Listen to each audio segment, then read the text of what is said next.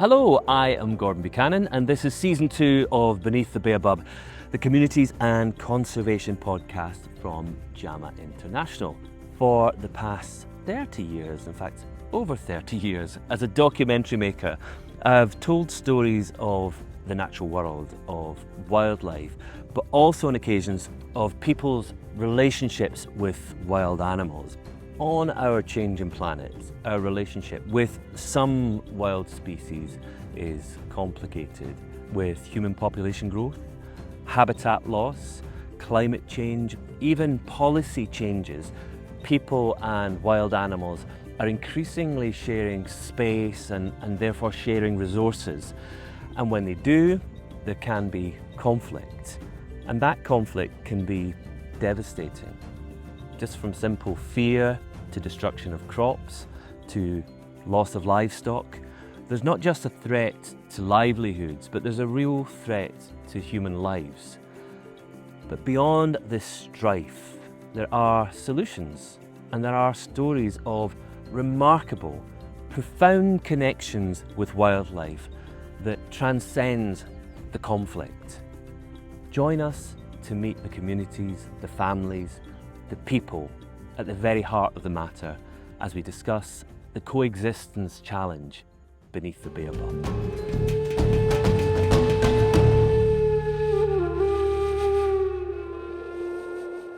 I've come to the western boundary of the Kruger National Park. If I had a strong enough arm, I could pick up a stone, chuck it in that direction, and it would land inside one of Africa's biggest national parks.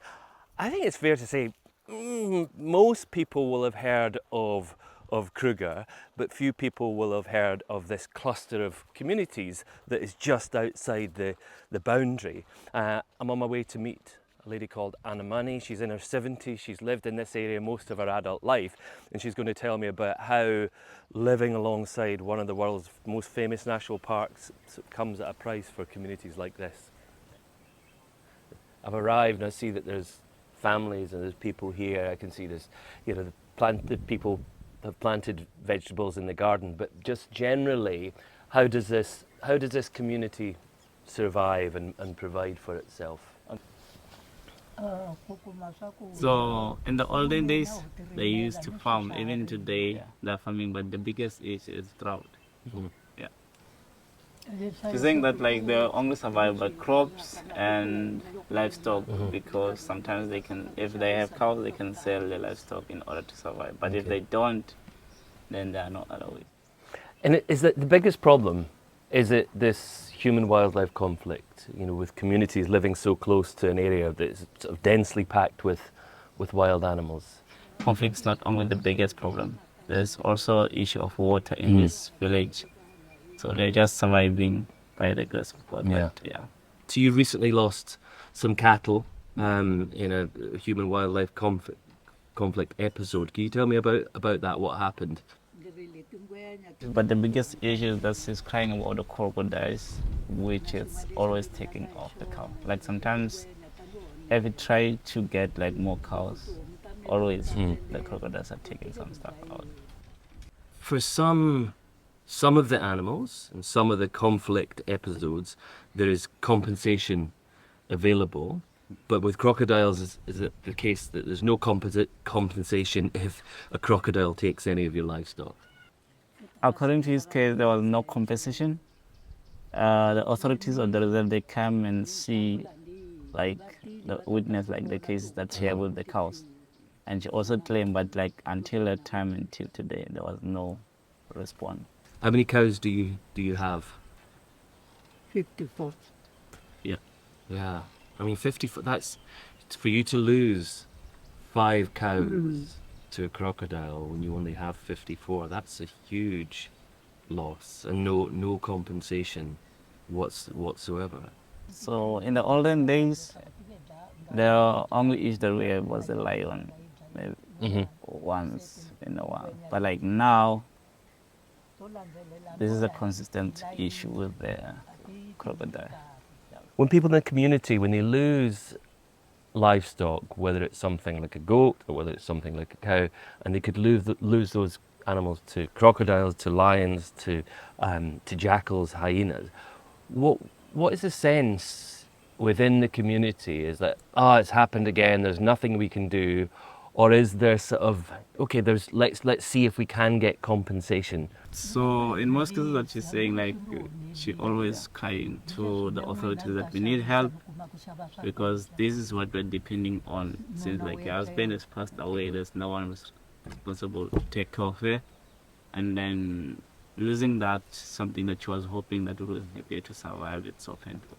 Yeah. I'm trying to get that sense of if somebody said to me, "Oh, think of a lion," and I'm thinking of this majestic creature, sort of, one of the most iconic animals on the planet. But if I was to say lion to you, is that what your perception of that animal is very different.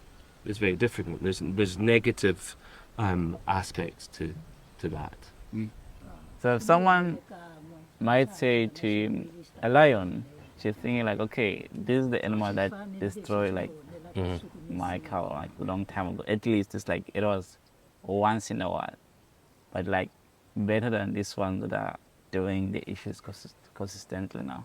Yeah, I think that's the thing. Is that it's people where I live, we don't live alongside that type of wildlife that poses such a threat to people's sort of health and livelihood and to people's lives, and that's the reality of it, that you are sharing your world with these animals. It's not that you don't value them, but the presence of them hugely impacts on your ability to provide for your family. And worst case scenario, they pose a threat to children walking to school, to people working in their farms. Living alongside elephants and lions and all of these animals is not, it's not easy. It's not it's not an ideal situation, and there has to be a situation where people are properly compensated when they lose crops or they lose livestock. People think it's wonderful that we still have lions and elephants and cheetahs, and we have all of these animals living in wild places of Africa. I think there is, in some parts of the world, that is people's overwhelming feeling that this is a great thing. But what would you say to those people that think it's wonderful that there's lions and all of these wild animals sort of in this part of South Africa? It is so wonderful to have such animals in South Africa because like if guests are coming in, they can see these animals, and then as well like some of the community people that are also seeing them, which is so wonderful. But the painful part is that they are losing their livestock through it. Yeah. Yeah. So this is obviously a not ideal situation. In some cases there is compensation in certain instances. But what change would you like to see immediately, but I suppose long term for your children and for your grandchildren? What do you think is going to make a real difference in this area to the people that live here? It's just not emphasizing that they should kill the animals or what. It's just like there must be like a communication between the authorities and her family, since like she has lost some of this livestock through their livestock. At the end of the day, at least they must come and apologize by compensating her. It's really interesting speaking to Anamani because you get this sort of a different reality. You've got nearly 1 million people visiting Kruger National Park every year. Their reality is sort of seeing the wildlife in a natural habitat. But just this spitting distance, you've got Anamani, her community, her family, living in a very different world. So there is this sort of overlap. And I think it's the right thing, it's the fair thing. And the only way forward really is if communities sharing this sort of their world with wildlife, if they are properly compensated. That's what makes sense, and that's what's fair. If you've got 54 cows and you lose 5 of them to one crocodile, and that's just one story, it's not fair that you receive nothing at all. I think if I spoke to every single person living in this community, you'd find out that they would have a story of human-wildlife conflict. I found out this morning, there was a gentleman that lives down at the house on the end here, that one of his goats was attacked by a jackal. So obviously big elephants cause a problem, lions cause a problem, but even something as small as a jackal can impact the lives and livelihoods of the people that live alongside the national park. Libet, how many years have you lived here with your family? 24 years. 24 years? Yeah. Okay, so 24 years and you're 20-minute walk from the reserve. You know, inside Kruger National Park, I know all of the animals that you could encounter inside the park, but living on the edge, what kind of wild animals could you encounter sort of in this community area? Leopard, lion, hyena, And yeah, I think that's even buffalo. buffalo as well. Elephants? Yes. So maybe pretty much every wild animal you can find inside the national park you'll find in the community land as well. Well, I think that you see immediately there's a problem, because you have your family, you've got this community here, you've got cattle, there's some goats, you've got crops. So there must be a problem, you know, having these wild animals coming into community lands. What kind of problems do you encounter? So one of the problems that is coming across, since if he's farming in the animals, they can come and elderly eat his crops, and then jackals, lions, hyenas, they eat his livestock. I think that's the thing. You look in this direction and it seems to get wilder and wilder. So you can imagine all of these animals. I think it's just quite alarming to realise the problems that people are going to encounter once, you know, whether it's, you know, something as small as a jackal all the way up to something as big as an elephant. This is the front line of human wildlife conflict right here. Yeah. Does the compensation scheme work for everyone in every case? No. Yes. Yeah, I can imagine that. It's just a sort of, I suppose, with such a frequency, and especially in a rural community as well, because it's sort of, those cases have to be out there. There's not compensation in every situation. Yeah. So it's complicated. So one of these goats was attacked recently by a jackal. Yeah. Okay, I'm going to see if I can spot the injured goat. And it's one of the young, there's lots of goats of different sizes here, some fairly little ones. What's that one? Oh, actually it's not, it's a medium-sized one. Oh yeah, but the jackal has gone for this soft underside. So when was this? So these are like 2 months, but like he's been sitting in the room like from that 2 months until it recovered to that point. Yeah, it's something that it should be compensated, because like I'm providing for my family through this livestock, and if jackal came and grabbed one of my gold, it's a problem because I can't support my family.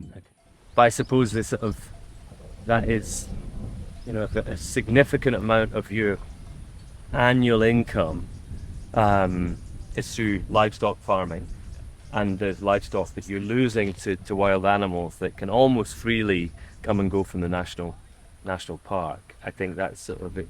I think anyone listening to this and watching this would realise that it's only fair that communities are compensated for any animals that they lose. Yeah. But it's a system that is in place but doesn't work in the way that it should. So yeah, indeed our government or the system is so corrupt, because we were supposed to be compensated for what we lost. Lastly, around February, lost his house, lost a crocodile, and then the same them. And then they asked him to keep us in front. He did that, but after that there was no response. So yeah, they get to a point where they feel like this is wasting of time. Because I don't know if they don't come and collect these animals or try to assist in anything. Mm-hmm. Sometimes they call them if they know your number, and then if they are exactly know what you're calling them for, so they won't respond. They won't even answer. Yeah. Yeah. So in the short term, what are the solutions? So as the community, they have lose hope because sometimes it's part of the cabinet. Sometimes they can take the leader, the community leader, go inside to the reserve, have meeting, trying to get help, but still no solutions. Yeah. So they lose hope. I suppose one big solution, and people might think, why don't you just repair the fence? Or have the National Park authorities repair the fence? So in the olden days, if that can help, if the government can fix the fence, put electricity, because like years back, there was electricity, the fence was fixed, the time there was not. That stuff. And in the time that you've been here, are these human-wildlife conflicts sort of becoming more frequent? Yeah, it's a daily issue problem, but like in different households. Speaking to Live It, you realise that this is an ongoing issue. It's not once in a blue moon. It's a frequent occurrence. It's something that people have to deal with, almost every week. And it's not just, I suppose, there's threats that come from elephants leaving the national park and raiding crops, obviously lions and leopards leaving, but all the way down to something like small as a jackal. Those wild species can impact on the livelihoods and the lives of people like Live It and this community. And there are solutions. Compensation scheme is one. Repairing the fence is another. And it must be hugely frustrating. Yeah, just that these simple steps aren't taken, and it's the communities that are taking the hit. There are many dangers for cattle alongside a national park, as we've already heard. I got to speak with Anna Njovu, whose calf had been bitten by a hyena. So Anna, you moved here from Pretoria? Yes, Okay. How long have you been here for? since from 2005. Obviously you've got some crops here, you have some cattle. Is that how you provide for your family? Yes, it's for my husband. Okay. Yes. But this problem of the cattle it started long time. Mm-hmm. So last year, our three calves, they were beaten and eaten. This calf behind us has been attacked recently. This calf was being beaten by the hyenas, they lost it for 2 days, and then they sent the cattle herder to go look for it, and then he found it, bring it back home. And so, how close to your home is this cat attack? So yeah, it's not just far from me, Mm-hmm. just maybe at the end of this house. And when these attacks happen, whether it's a hyena or do you feel, okay, there's something we can do about this? Or is it, well, okay, this is something that just happens and we have to accept? Okay, so what she's saying, she's saying in the olden days there was no, we can't do anything, but now it's a serious problem which it need to be taken, because herself also she's okay, we're not safe. She's if these cows they can call, these hyenas are very close to their houses sometimes, so they feel like they're not safe. If a calf reaches sort of adulthood, how much money could you sell that for if it was in good health? Because the water dura. Mamusa. Expensive because you have a costa from 15 to 16. 16,000. Yeah. For Yeah. one. So to lose one calf, you're losing that potential earnings. It's huge.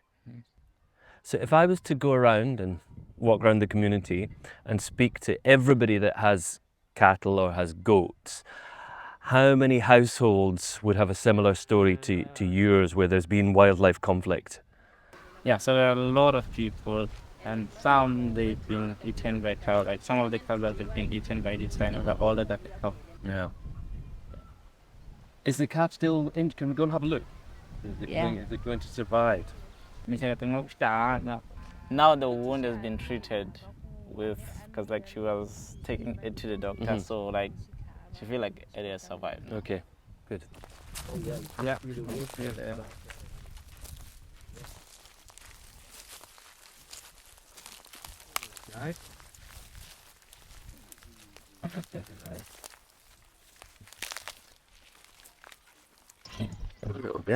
Yeah, it's nice, and you can see it's obviously been treated well.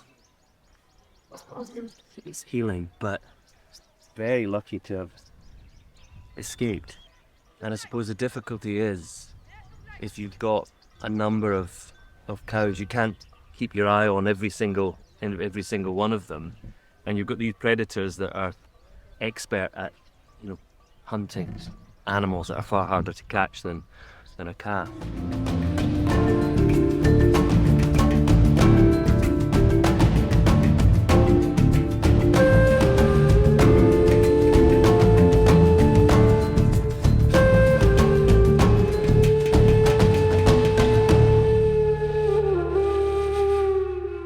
My conversations with the communities living alongside the Kruger National Park wouldn't have been possible were it not for my brilliant guide and interpreter, Tulani Nganyama, who also had his own story to tell.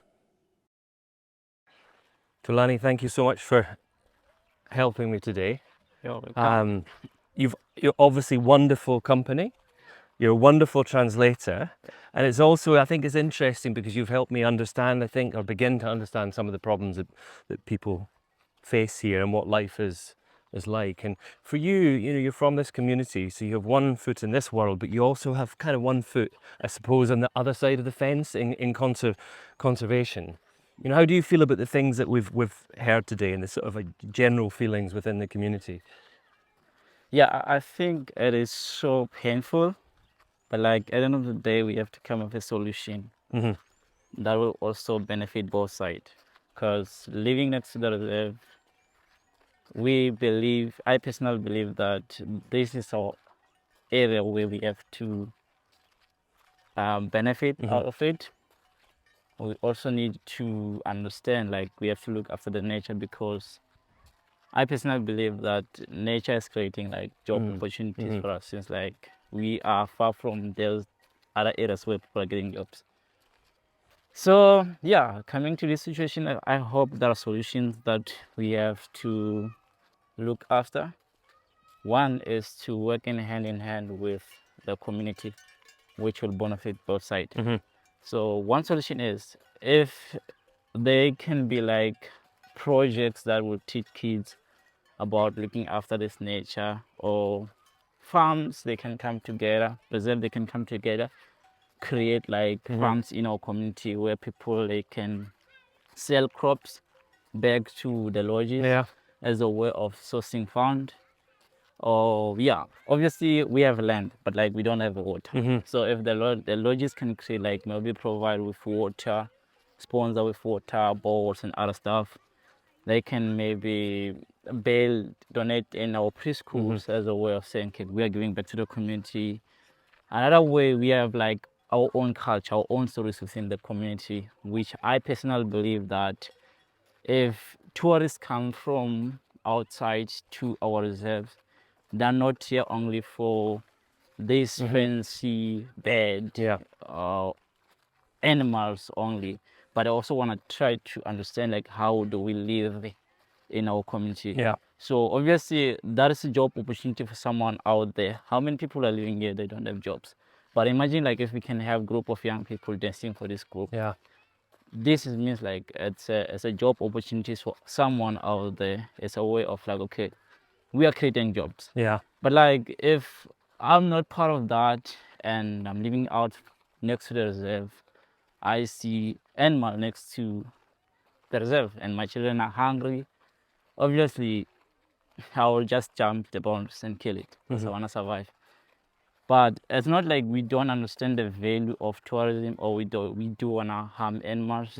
As like I've been around this country, so it's just because there are no opportunities, and we, as me, trying to start conservation talks was a way of bringing together the community together. On the other side, trying to help these communities see the value of tourism, but also trying to bring these two together so Yeah. that we can work as a win-win situation. Yeah. I suppose that, human beings were great for looking for simple solutions. Yeah. They could repair the fence, or Yeah. they could give compensation. But if the government has no money, building the fences, that obviously takes time and there's expense involved in this. But I love the idea of empowering young people and giving a sense that here is the problem, Yeah. and you can be part of the solution. And I think that's maybe the only thing that can work, is for people to kind of work together for the common goal. And yeah, I think part of the sort of, people often think, well, you've got a big national park and people come in and people are employed as drivers or as trackers or as guides or as cooks or selling handicrafts. Yes, of course, wherever you have national parks, there are some people that can make a good living and provide for their families in that way. Yeah. But I think from today, what has surprised me, there's few people,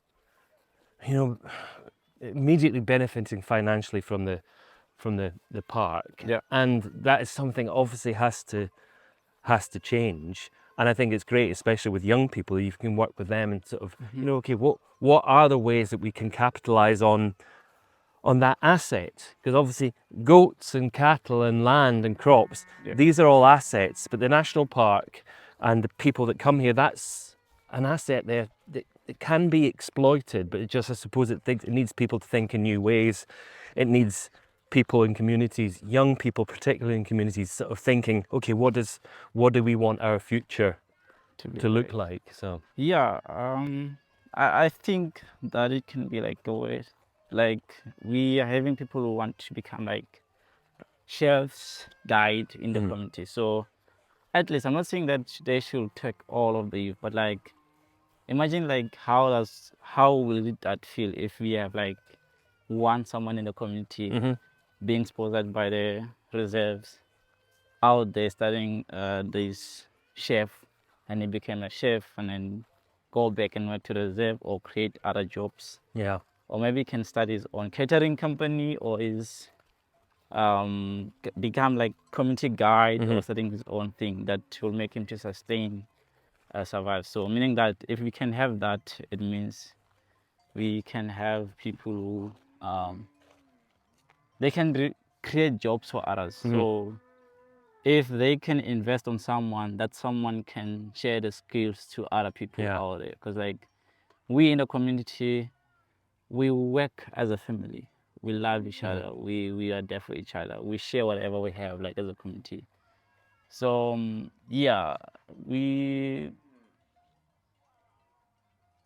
conservation context has been there, like taking these kids to the reserves, and it was so amazing how these kids appreciate being in the vehicle for one day or sleeping over the night. And they appreciate this because like they also learn about like what is the value of looking after this nature. Why should we not cut the fence? Why should we look after this? What are the benefits out of that? So conservation and contact is connecting people to conservation. And we're also trying to educate people through the campaigns of the films so that they can understand like how does this affect us if we cut the fence, if we kill these animals. Because like trust me, like our country as a South African, we're depending into two things, which is like tourism and agriculture. And if we mess that up, it means like our economy is falling apart. So obviously, like us living this next to this reserve, we see the value of it. Even though like we feel like there are some people feel like, okay, I'm not part of it, but I understand. It's not like they're not part of it as a way of we don't want to conserve this. They're saying that we feel we're left out because when there are job opportunities out there, we just said like there are other people who have been getting jobs in the reserve, but like for us, like next to the reserve, there's nothing else. Like where, like in this village where I'm coming from, there is no one working into that reserve called Manyeleti. But like, it's a serious problem.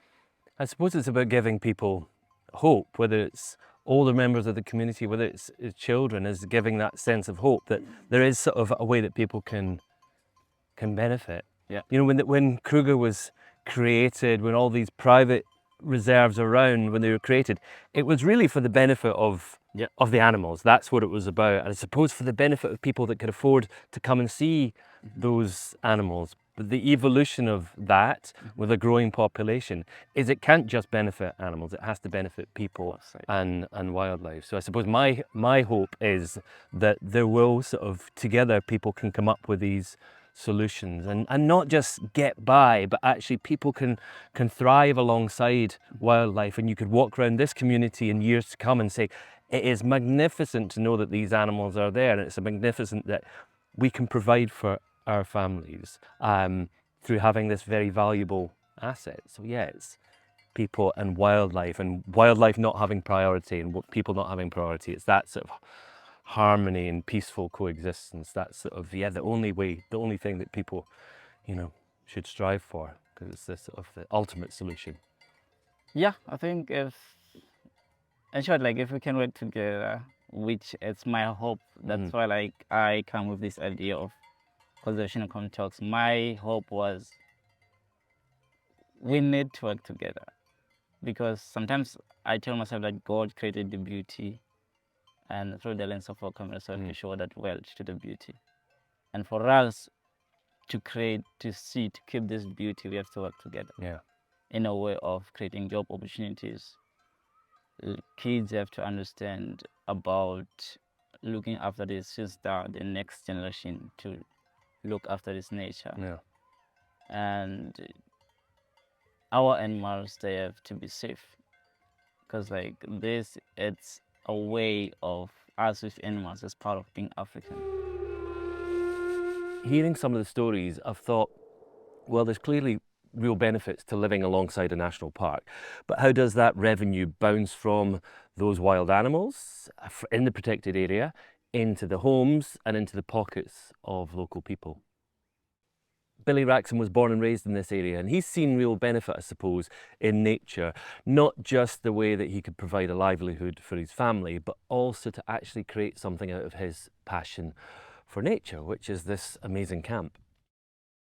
Then when I was young, I fell in love with animals, but I used to hunt. When I hunt, but I was hunting small things, impala, warthogs, bushbuck, just to eat for living at home. But I said no, because will be part of my job one day. Let me leave this and continue to love the animals, which means I started loving the animals when I was young. In 1982, I started working as a Malamala, as a tracker. And when I work in Malamala as a tracker, then I moved to Malamala to Sabi Sabi. I work as a tracker. And in 1992, then I had a promotion to be a guide. Then I worked there. From there, and then I went to Exeter. From Exeter, and then I went to Juma Game Lodge, right here, Juma. Then from Juma, I worked Juma year up to 2001. From 1997, then I went to Kruger National Park, where I work in Kruger National Park as a head guide until 2012. Then when I moved, I come back home here, I started to train the tracker and the guide, because when I was in the park, I was assisting to help train them.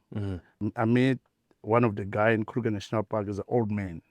Then we were coming with a story, said, Billy, you had a lovely place, you're training people here, but it's only the local people. If you propose me, I'm living in Denmark, I got money that I left them in South Africa, then I can give it to you. Started from million plus. Then you build the good things. He met me at Palabora. I said, hey, listen, you must come and meet me at my office because I want to give you a job. I used to work with him at Sabi a while ago. Then he gave me the contract to work with these tourists there at Sefapana Lodge. Then when I was working at Sefapana Lodge, I stopped training people. Then because he said, then I must build things. Then from there, all the money that I was generating at Sefapana, I was building the lodge. Yeah, and then things started from there. And then there was no more training. Then the guests, because I said, okay, when I had a lodge, which means it's going to help me, the people, to get a job in the community. And the first time when I was training people, I was trying to show them to understand about the conservation and how to look after the animals. Because what I'm telling myself, I said, okay, great. If we don't teach them, these people, end up our grandchildren, they won't see these animals because, because they'll keep in hunting. Yeah. It's more special when they're coming, animals coming out. For them, it's something that they're going to put in the pot. Yeah. They're not just look at the image of things. It's something that they're going to put in the pot. You see? Yeah. Then I was training them that to understand that the animals is what? Yeah. It's also part of the living. Yeah. Yeah. Well, you've created something that is wonderful, that people can come and live in an amazing camp close to the reserve. They can enjoy the fire Watching in the star. evening, enjoy good food, living in tents and having that sort of that experience. But I Yes. suppose the great thing is that you're employing people from this area, so that money or that desire for people to come here, it's feeding back, through the camp into the community. Yes. And I think that's something that I think is, for a lot of people in this area, they have to see the benefits of Yes. the national park for it to be important in their life, for them to want to protect wildlife and see the value, I suppose, the inherent value in it. They have to see the sort of financial benefits of it. We all need money to live and to support our families. So it's amazing what you've done. And I hope it continues to grow and you can employ more people. What I want is that more or less, I know that if we had the marketing, people, they will book it directly from us, then not through booking.com. When they're booking directly from us, we don't lose the percentage, Yeah. And it's easy for us because when they book directly from us, we keep getting people. And we want, as I'm not only doing this, I also do the village visit part of this. Then out of village visit, sometimes I got people that I work with outside, because when we do the village visit, there's a people that they dance for the clients, and there's a people that they prepare the food. Yeah. And then everybody is getting a piece of bread, then, which is nice. When person work from me, is not helping two people, it's helping more family. Yeah. Because everything that is collecting from here is going to help more in the community, not even one person, you see. Because this one who asks the bread and then he buy the bread is already support. No, I think that's sort of the long-term success, I suppose, of having not just jobs and businesses, but this sort of the coexistence. I think that's the thing. When Kruger was established, it was like, okay, let's create this place for these animals. But back then there was never any thought. It was, okay, what happens to the community? What benefits are there for the people living here, especially when there's conflict zones and these occurrences of people losing animals and having crops destroyed by animals. It has to be about people coming here and enjoying it, whether it's from abroad, whether it's local South Africans, whether it's people in the immediate area going into the park, but also seeing that the park is looking after them and looking after the community. It's not just about visitors. The same apply that when the animals come from Kruger National Park, Sabisen, Klasiri, Manyeleti, yes, they come here. Sometimes you had 4 cattle and then they kill 2. Then the community say, oh, I lose one of my 2 cattle and I left with 2, which means that decrease, instead of increase. Then, but it's not that we need to hate the animals. It's that all they need to do, maybe the service center of Kruger National Park, is to protect us here by maybe putting a good fence, electric fence, not for the animals to come out, but like a hyena, whatever, and leopards, you won't stop them. Yeah, you won't stop them.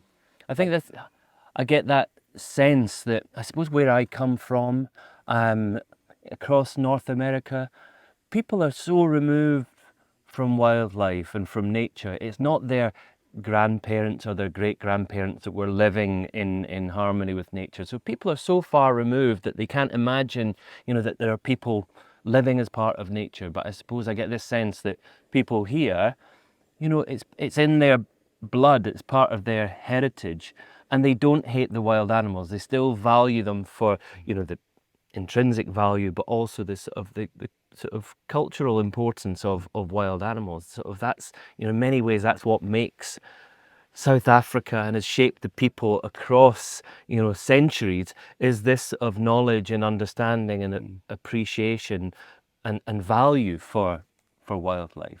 Do you see yourself as a conservationist?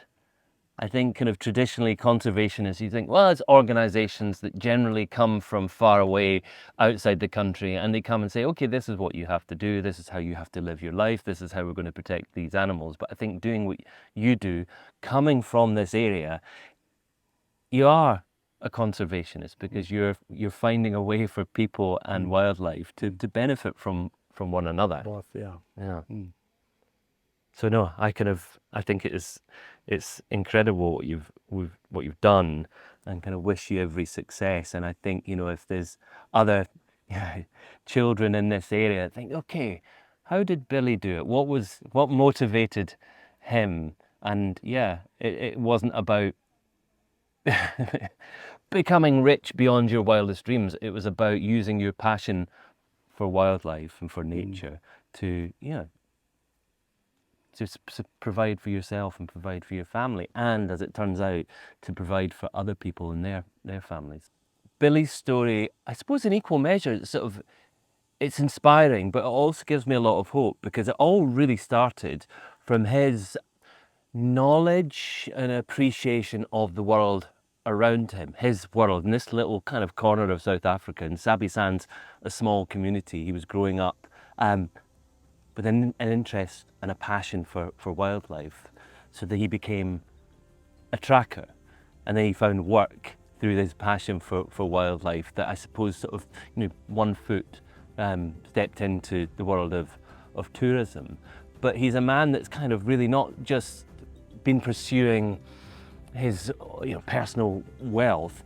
He's pursued his passion, and he's found a way to provide for his family through his passion for lifelong passion for nature.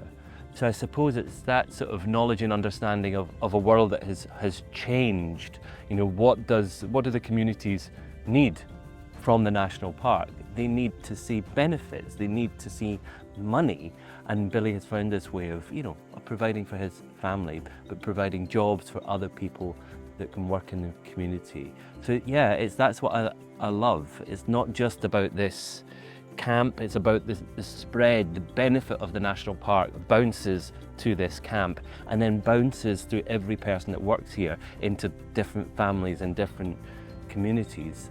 So I think the hope comes from that, if a young Billy can recognise that there's something that he can do to pursue his love and his passion for nature, there's going to be countless other young people in these communities that are going to maybe see those same opportunities.